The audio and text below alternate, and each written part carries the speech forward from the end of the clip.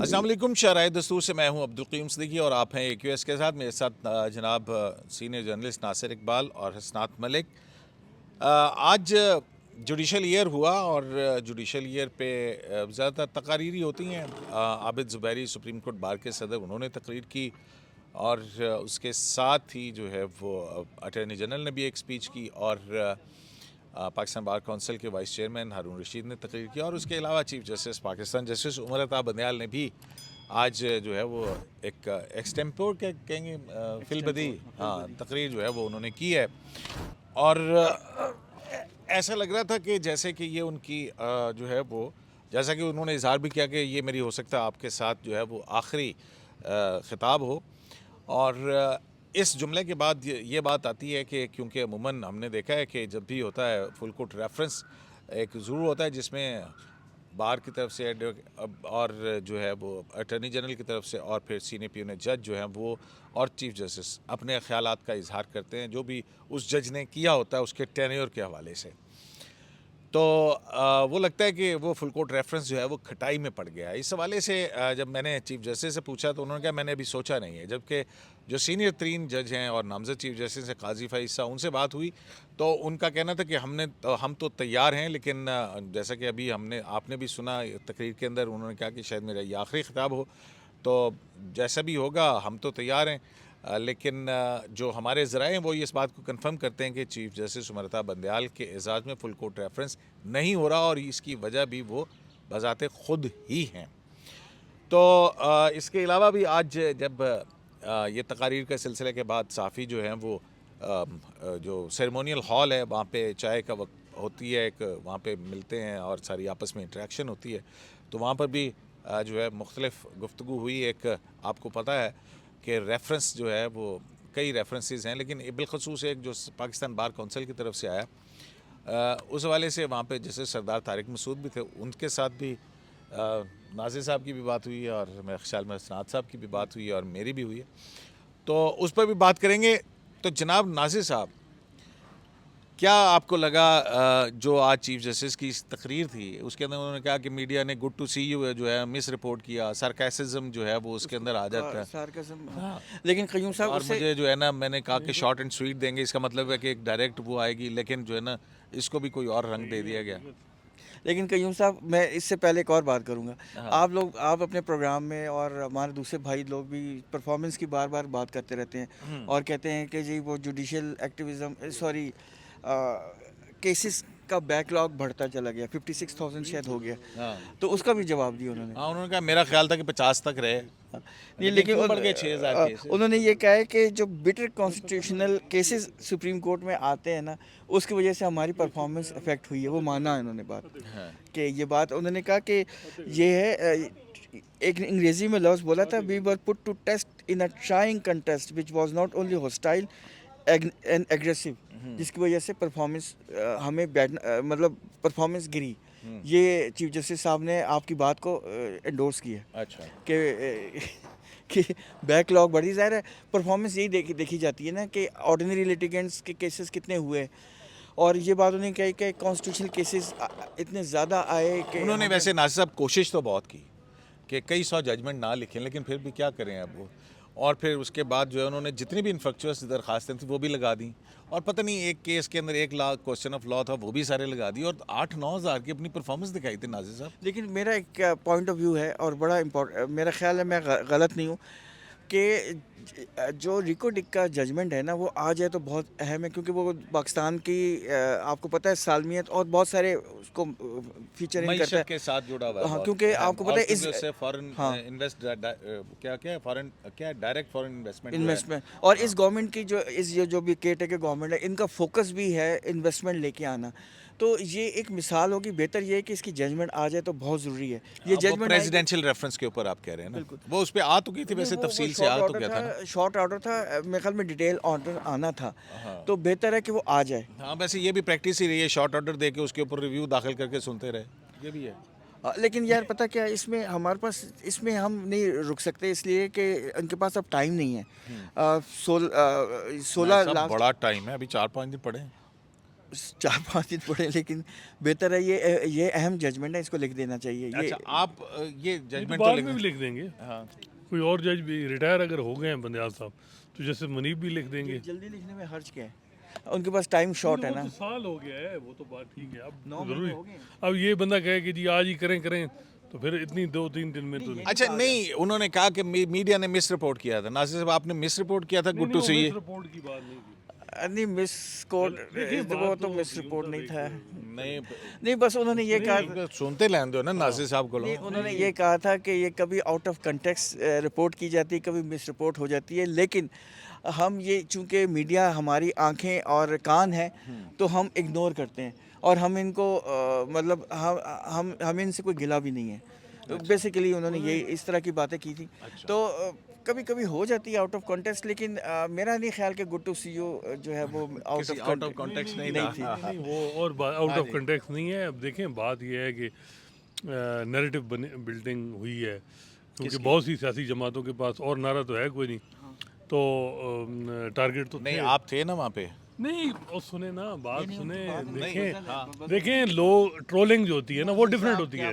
यूं साहब ट्रोलिंग नासिर साहब के अखबार की हेडलाइन थी यार। क्या नहीं, मैं कह रहा हूँ ट्रोलिंग हेडलाइन होना अलग बात। उन्होंने ट्रोलिंग की ना। हमने तो खबर लगा दी ना, उसके बाद ट्रोलिंग हुई। देखिए उसके बाद सियासी जमा लेकिन जब आप सियासत के अंदर पढ़ेंगे बिल्कुल, वो फिर तो तो बात ये ठीक है, होगा वो ना। तो यही बात है ना कि गलती तो खुद है कि फुल कोर्ट आज बनाते हर मामले में तो ये चीज़ें ना होती।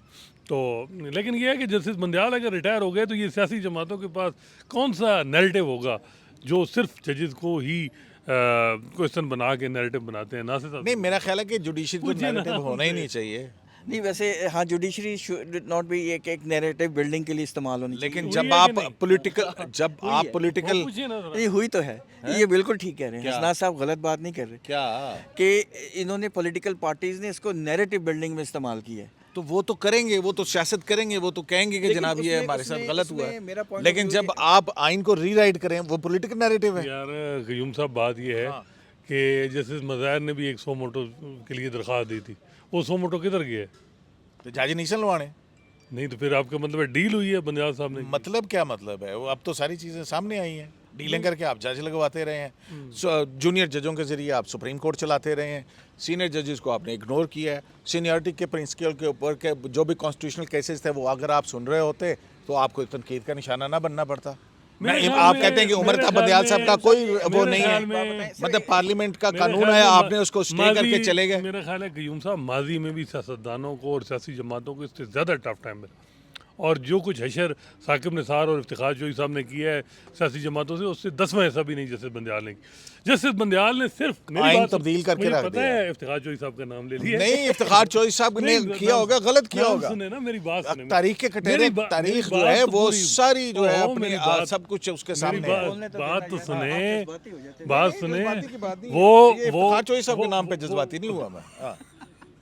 वो किसी और वजह से। मैं ये कह रहे अच्छा, कि उनका अच्छा, रोल ही कोई नहीं अच्छा, है नहीं, यार। आपने सुने ना मेरी पॉलिटिकल जो पेंडुलम है वो एक सियासी जमात के मैं कह रहा हूँ टखनों में रख दिया। मैं कह रहा हूँ आप एक मैं दूसरे कह से आप तकरीर मैं कह रहा हूँ माजी में भी यही होता रहा, लेकिन वजह ये हुई कि सब ने अपने ब्रदर जजेस से बना के रखी। आपने जो ही टिनोर आपने चीफ जस्टिस बने, आपने पहले दिन ही जस्टिस काजी फैसल को अटैक करना शुरू कर दी। चीफ जस्टिस बनने से पहले जो आज सो मोटो 4 का हवाला दे रहे थे 2021 का, ये जिसमें आप आज कह रहे थे कि आपको भी कि मुझे मिलें, तो आपने वजह तो आप जो कुछ वो कह रहे हैं ना, अपनी राधियाँ अब आती हैं ना, जो उस वक्त 100 मोटो आपने वो एक 100 मोटो जैसे काजी फैसल ने 100 मोटो इनिशिएटिव लिया, आपने उस 100 मोटो पे 100 मोटो लिए। ये वो काम है सब आप फिर क्या किया? और तमाम उसके इख्तियारात अपने पास रख लिए एक क्योंकि जजमेंट आप की चीफ जरिए। जस्टिस और बनने वाले ही इज थे। द मास्टर ऑफ रोस्टर, ठीक है, प्रीएम्प्टिव चीज़ें की। और ये कई मिसालें हैं ना, सिर्फ उन्होंने क्या किया है कि उन्होंने सियासत जिद कमाई है और target Qazi Faisal versus chief justice Bandial, आते साथ ही 80 सफ़हात पे जजमेंट लिख रहे हैं, ठीक है। और उससे पहले आपको भी पता है उस वक्त अटॉर्नी जनरल ने क्या कहा था कि सिर्फ बाकिर साहब के जाने का इंतज़ार है, कुरेटिव रिव्यू फाइल जो है फिक्स हो जाएगा। देखें, लोगों को सारी इन्फॉर्मेशन हमें आ रही थी फ़रोग नसीम से, जब इमरान खान कह रहे थे कि यार आपने मुझे फंसा दिया हुकूमत जुडिशरी के साथ लड़ा के, उसने कहा नहीं मैं आपको बताऊंगा क्यों कुरेटिव रिव्यू फाइल करना है। कौन उसे कह रहा था क्यूरेटिव रिव्यू? ये हिस्ट्री में नासिर साहब से पूछें कि कौन कह रहा था। यार देखें, भाग भाग के आपने जो उनसे ना, आप ये तो आप क्यूरेटिव रिव्यू तो बाद की बात है ना। आपको पता है जब वो फैजाबाद धरना केस के ऊपर रिव्यू डाला था तो उस वक्त पीटीआई की दरखास्त सेक्रेटरी जनरल ने क्या लिखा था उसके अंदर? नहीं, वो तो पीटीआई ने तो करना ही था ना। मैं जजेस की बात कर रहा हूँ। आप इमरान खान साहब को इतना मासूम ना समझें। नहीं नहीं, मासूम नहीं, उनको अपने मसाइल बन गए हैं कि यार एक पूरा सुप्रीम कोर्ट के आधे लोग जज, उन्हें अंदाज़ा नहीं था कि जज जो हैं वो इकट्ठे हो जाएंगे और डिवीजन हो जाएगी। खैर वो तो पूरे शामिल थे, लेकिन उनको अंदर से वो तो अंसार अब्बासी साहब की खबर है कि रिटायर्ड 3 जजेस उन्होंने कहा इस्टेब्लिशमेंट को उस वक्त की कि आप रेफरेंस लेके आए जस्टिस काजी फैज के खिलाफ, हम कला कमा करेंगे। तो देखें ना, उससे पहले हनीफ राय की पिटीशन किसने फिक्स की, कैसे कराई गई? साकिब निसार। लेकिन थ्रू आउट आप लोगों ने टारगेट किया एक जज को। उनका इम्तिहान आएगा जब हम उन पे भी बात करेंगे, जब लेकिन जो कुछ उनके साथ आपने किया, और आप इसको, मैं कहता हूँ पब्लिकली इनको माफी नहीं, बात ये है वो तो ठीक हो गई। देखें हिस्ट्री कितनी जालिम चीज़ है कि जिस प्रेसिडेंट ने प्रेफरेंस भेजा था वही प्रेसिडेंट 17 तारीख को अब ओथ लेंगे उस जज के से चीफ जस्टिस ऑफ पाकिस्तान बनने के लिए जिनके खिलाफ उन्होंने रेफरेंस भेजा था। अच्छा, इस पे पता कि मैं और मतीउल्लाह जान खड़े थे तो काजी फाइज़ साहब आ गए। मतीउल्लाह जान आपको पता है शरारती आदमी, तो क्या आपको पता है कि काजी साहब जब से कोविड हुआ है उसके बाद से वो हाथ नहीं मिलाते हैं। तो नाज़िर वो कहने लगे कि जी आप वो ओथ टेकिंग के बाद अल्फी से मुसाफा करेंगे। तो उन्होंने कहा कि जनाब आइन का आर्टिकल 25 जो है ना वो किसी से इम्तियाजी सलूक की बात नहीं करता। हाँ, तो नाज़िर इसका क्या मतलब? मैं किसी से भी नहीं हाथ मिलाऊंगा क्योंकि ये नहीं मिलाते वो हाथ। और आपको पता है इनविटेशन कार्ड में भी यही लिखा हुआ है कि वो नहीं हाथ चीज़ जैसे ये उन्होंने पहले इन्फॉर्म कर दिया ताकि कोई शिकायत ना करे। तो ठीक है, उनका ये एक असूल है या वो चॉइस है उनकी, तो हमें रिस्पेक्ट करनी चाहिए, वो ठीक है, ऐसा ही होना चाहिए। लेकिन इनमें कुछ अच्छा, ये बताएं सरदार तारिक मसूद साहब से आपकी क्या बात हुई? नहीं, वो ऐसी वो गुफ्तगू हो रही थी तो मैंने ऐसे पूछ लिया था कि रेफरेंस सर क्या कर रहे हैं। कौन सा रेफरेंस? मिसकंडक्ट की जो जैसे मज़ाहिर उनको चीफ जस्टिस साहब ने भेजा था ना, उनकी ओपिनियन किसके खिलाफ? जस्टिस मज़ाहिर नकवी के खिलाफ जो रेफरेंसेस आए थे ना, बहुत सारे रेफरेंसेस है ना, तो वो उनको उनकी ओपिनियन के लिए भेजा गया था। ये तो आप सबको पता है। तो यही पूछा था कि सर क्या कर रहे हैं, तो उन्होंने कहा पिछली मरतबा जब वो टेकिंग हुई थी जस्टिस मुशर्रत हिलाली की तो उन्होंने कहा था मैं छुट्टियों पे और छुट्टियों में मैं जुडिशल काम नहीं करता। तो ये कहते जल्दी हो जाएगा, लेकिन उन्होंने एग्जैक्टली मुझे टाइम नहीं बताया, वो आपको टाइम बताया था। आपसे क्या गुफ्तगू हुई? नहीं, वो यही पूछा कुछ सहाफ़ियों ने उनसे कि भाई आप कब दे रहे हैं ओपिनियन? तो उन्होंने कहा जल्द, अगले हफ्ते जी, अगले हफ्ते मैं दे रहा हूँ। अब डेट नहीं बताई। क्या ओपिनियन है, एक साफ़ी ने पूछा, तो उसका भी उन्होंने कहा ये तो मैं नहीं बताऊँगा, लेकिन ये है कि मेरा ख्याल है कि वो अगले हफ्ते जब चीफ जस्टिस काजी फैज साहब बन जाएंगे तो वो अपनी ओपिनियन दे देंगे जस्टिस मज़ाहिर के ख़िलाफ़ जो कंप्लेंट मिसकंडक्ट। अब तो छुट्टियां भी ख़त्म हो गई ना, अब तो सब जज साहबान जो हैं वो आ गए तो अपना जुडिशल काम शुरू करेंगे। था कि वो पहले भी छुट्टियां कम करते थे। एक दफ़ा ये हुआ कि साकिब ने, आपको पता है जो जजमेंट राइटिंग के अंदर सबसे ज़्यादा जजमेंट लिखने वाला जज कौन है? जस्टिस सरदार तारिक मसूद साहब हैं। देखें वही बात है ना, मसला ये है कि वो स्टाइल यही था कि साकिब निसार ने उनको एक दफ़ा उन्होंने छुट्टी वैसे कहीं कही कि, तो उन्होंने कहा आप छुट्टियां नहीं करेंगे ना, तो आप छुट्टियां नहीं करेंगे, काम करेंगे। उन्होंने कहा यार ये कोई तरीका तो नहीं है चुदराट, ये जो लॉरी स्टाइल है, लॉरी बेड़ा गर्क भी यही हुआ है ना। आप लॉरी माइंड सेट से आप खैबर पख्तूनख्वा और बलूचिस्तान के जजेस को कंट्रोल करने की कोशिश की, जो बंदयाल साहब ने नाकाम हो गई। पूरा टेनोर देखे ना कि धड़े के साथ जो है वो अपनी सुप्रीम कोर्ट चलाई, उससे वो हो गए, और ये वो गलती अपनी उनको माननी पड़ेगी। और यही वो साकिब निसार, लेकिन वो शातिर तेज़ थे, उन्होंने चीज़ें चला लेते थे कि अपने धड़े के साथ जो भी, और उस वक्त इतनी चीज़ें खुली भी नहीं थी। दूसरी तरफ भी इस तरह जो है वो लोगों में इतनी रिजेंटमेंट नहीं है। वो कि जैसे मंसूर अली शाह 1 by 1 उन्होंने सबको टारगेट किया साकिब साहब ने, लेकिन वो जजेस जो हैं वो उस तरह नहीं। लेकिन सुना है कि सरदार साहब ने अगले दिन ही कहा कि मैं जा रहा हूँ, तो मेरी छुट्टी तो कर तो सकते नहीं थे साकिब साहब। तो लेकिन बात ये है कि नासिर साहब आज रिस्पेक्ट करके काम लें, बजाय इसके कि आप चुदराहट से और ये कहें वो कोई वो क्लास के बच्चे तो नहीं है। अच्छा, अपना नासिर साहब आज चीफ जस्टिस ने अपनी स्पीच के अंदर ये भी कहा कि जनाब 90 दिन के ऊपर तमाम जज साहबान की एक ही राय है कि 90 दिन के अंदर इलेक्शन होने चाहिए। सियासी अदम इस्तेहकाम जो है ना उसकी वजह से सियासी मुकदमात जो है वो अदालत के अंदर आए, अदालत का बहुत सारा टाइम खा लिया, हमारी परफॉर्मेंस भी उससे मुतासिर हुई और फिर जुडिशरी खुद कटहरे के अंदर खड़ी रही हैं। जुडिशरी का इम्तिहान बन गया वो, बजाय इसके कि सियासतदानों का होता। हम आइन का तशरीह करते हैं और जो है वो हम जो ये सारा कुछ जो इंसान तो रेफरेंस फुल कोर्ट रेफरेंस क्यों नहीं ले रहे? देखें, मेरा तो ख्याल था कि फुल कोर्ट रेफरेंस एक ट्रेडिशन है जो आउट गोइंग जजेस या चीफ जस्टिस को एज ए ऑनर दिया जाता है और एक बिफिटिंग मैनर में उनको सेंड ऑफ किया जाता है कि आपने इतने अरसे रहे सुप्रीम कोर्ट में रहे, अपनी बड़ी खिदमात हैं, हम उसको सराहते हैं।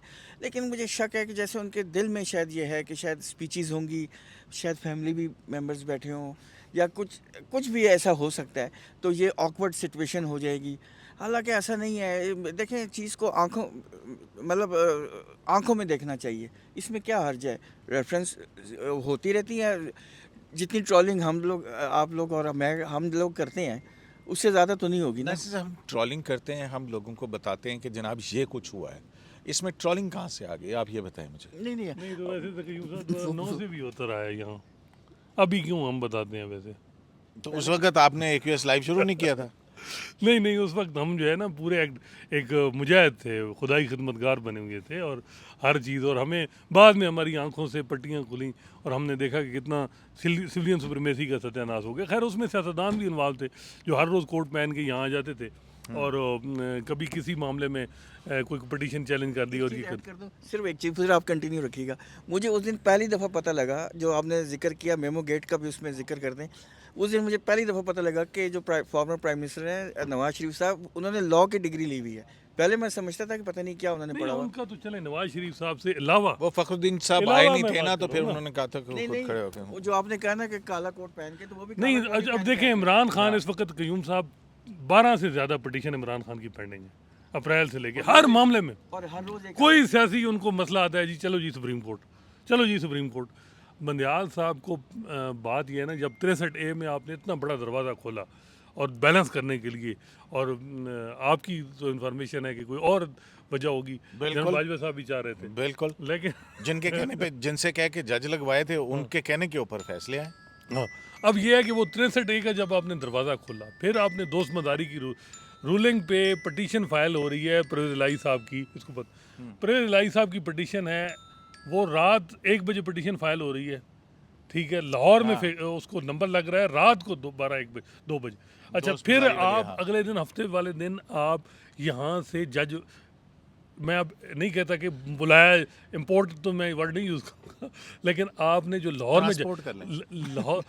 में जो जज मौजूद थे, जैसे मंसूर अली शाह को नहीं लिया आपने, हम ख्याल जजेस को। लेकिन ये वो चीज़ें हैं कि जो हंट करेंगी आपको कि आपने हम ख्याल जजेस को ही प्रेफरेंस दी।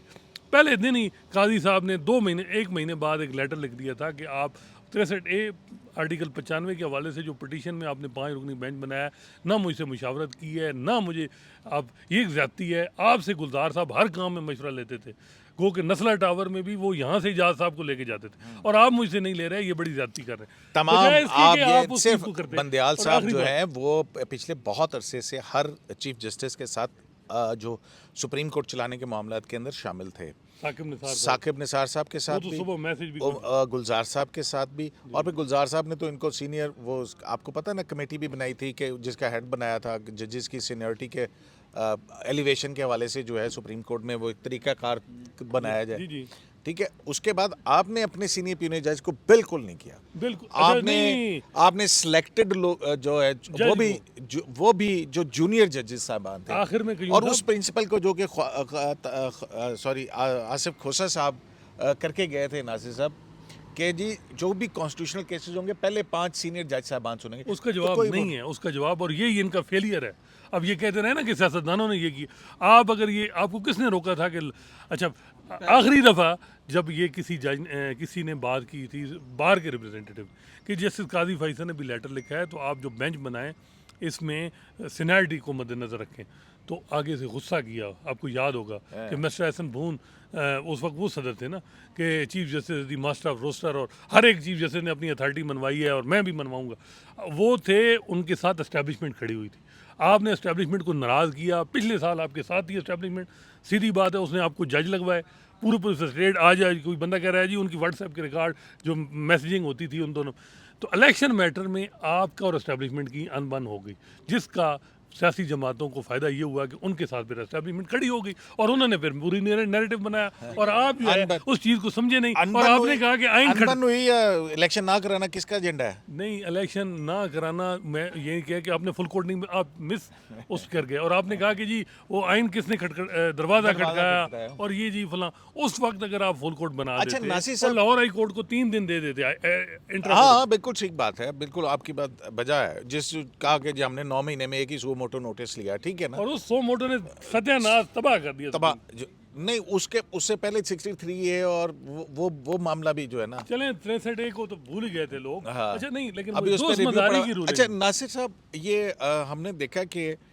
बाकी तो अटॉर्नी जनरल और पाकिस्तान बार काउंसिल के चेयरमैन जो हैं वो बड़े पोलाइट ही रहे हैं, वो शायद समझते कि फुल कोर्ट रेफरेंस के ऊपर होगा, लेकिन आबिद भाई साहब बड़े पूरे उसके साथ आए थे कि जनाब जुडिशरी नाकाम हो गई है, जुडिशरी ये नहीं हुआ।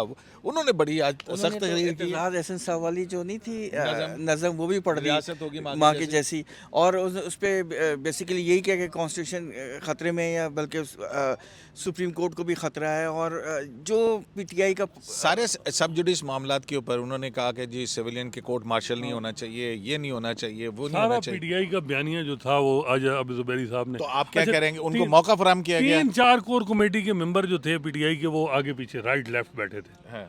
शुएब शाहीन साहब, बाबर अवान साहब, लतीफ़ खोसर साहब जो बड़े इस वक्त सारे केसेस कर रहे हैं, हैं। तो बज़ाहिर ये लग रहा है कि ये जो तयशुदा था। तकरीर थी, ये पूरी तकरीर, और तकरीर में उन्होंने सारी वो चीज़ें बात की जो पीटीआई के कंसर्न है। खैर उनकी कॉन्स्टिट्यूंसी है, पीटीआई के वकीलों ने उन्हें बनाया, जीत उनकी हुई, सुप्रीम कोर्ट बार के सदर वो बने, तो उन्होंने ज़हरी बात है, और उन्होंने कॉन्स्टिट्यूशन का नाम ही लिया है कि जी ये ठीक हो गया। इलेक्शन लंबा भी हो सकता है जीते हैं इसी। नहीं, वो तो देखने ना, ये इस वक्त तो जो है ना इलेक्शन, नासिर साहब उन्होंने कहा कि जी वकला तहरीक शुरू हो चुकी है, कभी किसी दिन उस वकला तहरीक और इस वकला तहरीक जो शुरू हो रही है इसका भी कंपैरिजन 30 करेंगे। अक्टूबर तक है, सुप्रीम कोर्ट बार का इलेक्शन है, और उसके लिए उस दिन professional group Hamid Khan group ने ये सारा पूरा प्लान बनाया, उधर से इंडिपेंडेंट ग्रुप को भी 90 दिन की वो सिर्फ कर रहे हैं कि पॉपुलर एक स्टांस हो, कि ताकि हम इलेक्शन जो सुप्रीम कोर्ट बार का है वो पिछली दफ़ा हार गए थे, इस दफ़ा था, बाकी इससे आगे कुछ भी नहीं मुझे नज़र आ रहा। नहीं, मेरा ख्याल है कि देखें, बंदयाल साहब अब तो चले गए आखिरी किताब करके। हमारे एक दोस्त कह ने दें। हमारे एक दोस्त ने वो एक जो बड़े आपने जो मुझे लफ्ज कहा था वो कह दें। नहीं वो हमारे एक दोस्त ने एक बड़े मज़े की बात की।